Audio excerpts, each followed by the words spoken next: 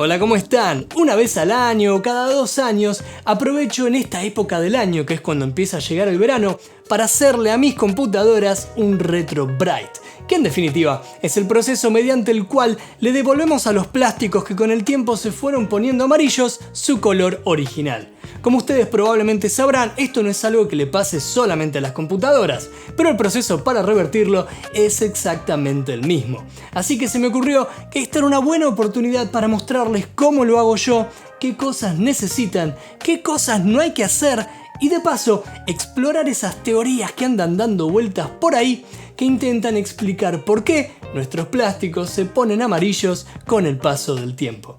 Cualquiera que tenga una computadora antigua sabrá qué es esto de los plásticos que se ponen amarillos. El tiempo pasa y un día te das cuenta que tu PC es del color del ninja ocre. Aquí está el peor enemigo del ninja púrpura, el ninja ocre. ¿Pero por qué? ¿Qué pasó? Bueno, como yo no soy químico, voy a resumirles el trabajo increíble que hizo Kayden Xu para el sitio Hackaday, cuyo link voy a dejar en la descripción. En general, el plástico se degrada cuando se expone al calor. Esto se conoce como termooxidación, pero también se degrada cuando es expuesto a la luz, y esto se llama fotooxidación. Resulta que el plástico más utilizado para nuestras computadoras y equipos electrónicos es uno llamado ABS, y este plástico está compuesto por 3 grandes bloques: acrilonitrilo, butadieno y estireno, ABS por sus siglas en inglés. De estos 3 solamente nos van a interesar el butadieno y el estireno, porque son los que intervienen en el proceso por el cual nuestras computadoras se vuelven amarillas. Como se puede leer en el trabajo de Kayden, el oxígeno en presencia de luz o calor, o ambas, ataca al plástico en el bloque del butadieno y lo convierte en hidroperóxido. Este chabón es muy inestable y va a expulsar radicales de oxígeno e hidrógeno que a la larga terminan parasitando al bloque de al lado, el estireno, que se irá transformando de a poco en ácido mucónico, la porquería que vuelve amarillas a nuestras computadoras. Pero Kayden Xu no solo exploró esto, sino que además se encargó de revisar algunas teorías referidas al fenómeno. La primera de ellas es la que dice que se puede blanquear un plástico tirándolo así nomás al sol. Y bueno, sí, un poco sí. Depende. Resulta que el ácido mucónico es un isómero con 2 estructuras distintas, y una de ellas da como resultado el amarillo horrible que tanto odiamos incluso en la oscuridad. Según el estudio de Kayden, esta sería la estructura que podríamos llegar a revertir simplemente poniendo el plástico al sol. O sea, si tu plástico estuvo guardado y lo sacaste 6 meses después completamente amarillo, tenés buenas chances de que dejándolo al sol un par de días lo puedas llegar a revertir. Eso sí, hacele caso a Kayden y ponelo detrás de un vidrio para protegerlo de los rayos UV. No te preocupes, esto lo vas a entender más adelante. La segunda teoría que explora Kayden en su papel es la que dice que los plásticos se ponen de este color por la reacción de un químico retardante de incendios que se utilizaba en su composición, los famosos retardantes de llama bromados que muchas empresas como Nintendo utilizaban.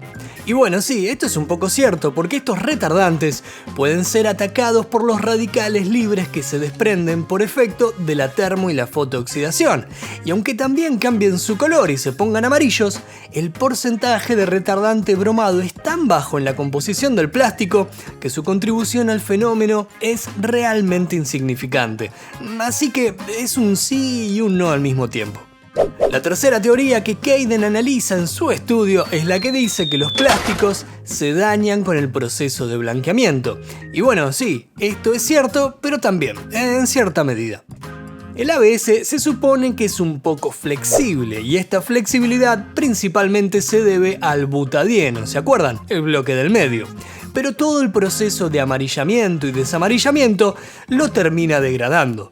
La buena noticia es que esto solo ocurre en la capa superficial del plástico. Debajo de esta, la estructura se mantiene intacta. Les recomiendo leer el trabajo de Kayden porque ahí da algunas indicaciones que hay que tener en cuenta si nuestro plástico presenta algún tipo de rotura. Y bueno, la última teoría que quiero compartir con ustedes es mía, no aparece en el trabajo de Kayden Xu, pero me parece importante mencionarla porque habitualmente leo en foros o grupos de internet que es posible blanquear las computadoras y plásticos amarillos con productos abrasivos como Cif. Y sí, esto es verdad, pero hay que entender que lo que está pasando ahí no es un blanqueamiento, sino más bien una abrasión. Y por lo tanto, en vez de limpiar, estamos lijando la capa superficial del plástico y en el proceso le estamos sacando su textura original y cualquier decal o inscripción que tenga impresa. Y ahora sí, gracias a Kayden ya sabemos por qué se ponen amarillos nuestros plásticos, pero lo que resta entender es por qué podemos revertir este proceso. El RetroBrite fue un descubrimiento fortuito que llegó al mundo en el año 2008, cuando la gente del museo alemán CBM descubrió que los plásticos amarillos recuperaban su color original después de haber estado sumergidos en peróxido de hidrógeno por unos cuantos días. Este descubrimiento fue investigado más tarde por el químico inglés Dave Stevenson, que es conocido en la comunidad con el nickname de Merlín. Un mago el chabón, y sí, en un punto lo fue porque perfeccionaría el método y compartiría con el mundo la receta de lo que él dio a llamar RetroBrite. Sí, el RetroBrite es la fórmula de Stevenson. Lo que pasa es que actualmente el término alude al blanqueamiento de plásticos en general y como denominador común, la mayoría de estos procesos utiliza fundamentalmente peróxido, un tipo de óxido que presenta una mayor cantidad de oxígeno que un óxido normal, en un proceso que, como advierte Kayden, es siniestramente similar al que los volvió amarillos en un primer lugar. Pero espera, ¿cómo es esto? Bueno, el secreto está en llevar esa oxidación un pasito más adelante. Lo que estamos buscando es bombardear al ácido mucónico con oxígeno para descomponerlo en elementos químicos más pequeños y distintos, y de esta manera devolverle a los plásticos su color original. Lo importante que tienen que entender es que este proceso no arregla los plásticos, solamente lo estamos blanqueando, o sea, la composición química del plástico va a seguir siendo la misma. Y esto significa que con el paso del tiempo, esos plásticos se van a volver a poner amarillos. ¿Cuánto tiempo? Bueno, eso no me voy a animar a responderlo porque va a depender mucho de cómo ustedes guarden esos plásticos, o en mi caso, esas computadoras. La fórmula original del RetroBrite y los pasos a seguir están en el sitio web que les voy a dejar en la descripción, pero también pueden blanquear los plásticos como lo hacemos muchos de nosotros, simplemente utilizando peróxido, porque ese va a ser nuestro agente oxidador. Pueden usar el peróxido líquido, aunque yo prefiero usar la crema, porque en general blanqueo piezas grandes como frentes de gabinetes y no tengo dónde sumergirlas completamente en líquido para exponerlas al sol. En fin, una vez que tengan el peróxido, van a necesitar algún tipo de elemento para poder aplicarlo, un contenedor para poder volcarlo y trabajarlo, y por último, papel film, como el que usamos en la cocina o cualquier tipo de plástico transparente con el que puedan envolver sus piezas amarillas sin dejar entrar el aire. Ah, bueno, y obviamente, me estaba olvidando, también vamos a necesitar del sol. En fin, el proceso para blanquear plásticos que hago yo es bastante simple y consta de 6 pasos. Paso número 1. Hay que separar el plástico que querramos blanquear de cualquier otra cosa que pueda tener adherida y pueda resultar dañada en el proceso. Paso número 2. Limpiar con detergente y agua el plástico. Tiene que estar lo más limpio posible y por supuesto después tiene que estar seco, ¿no? Así que asegúrense de secarlo bien. Paso número 3. Desplegamos el papel film y colocamos el plástico en el centro. Paso número 4. Separamos un poco de peróxido en nuestro contenedor y con una esponjita, pincel o lo que quieran, cubrimos la pieza en su totalidad. No tengan miedo de poner demasiado, porque siempre es preferible poner un poquito de más que un poco de menos. Ah, una nota, esto es muy importante. En lo posible, usen guantes y si no, traten de evitar tocar el peróxido. A ver, no es un ácido mortal, pero les va a dejar los dedos así. Y además, arde bastante. Paso número 5. Con cuidado, envuelvan la pieza en el papel film y ciérrenlo onda repulgue de empanada, porque la idea es que la pieza amarilla quede completamente cerrada para que el aire no entre y seque el peróxido. Y el paso número 6 es llevar la pieza al sol.